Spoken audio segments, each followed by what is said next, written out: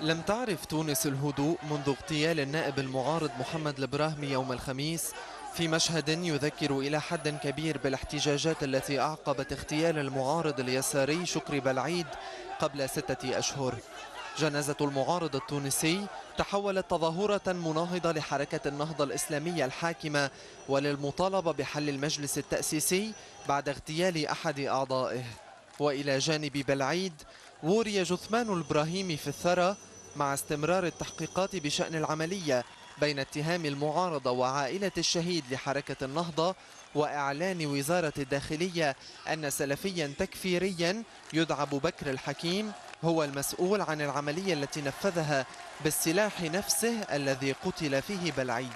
الشرطة قابلت المتظاهرين بالقنابل المسيلة للدموع لتفريقهم، وقد رمى المتظاهرون بدورهم عناصر الشرطة بالحجارة خلال عمليات كر وفر.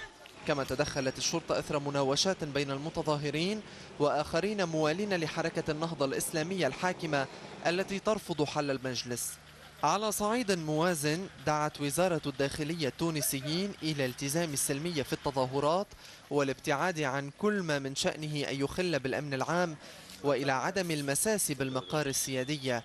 وكانت سبقت الجنازة بساعات خطوة سياسية متقدمة من خلال انسحاب 42 نائبا من المجلس الوطني التأسيسي في تونس من أجل الضغط لحل المجلس وإسقاط الحكومة التي تسيطر عليها حركة النهضة الإسلامية.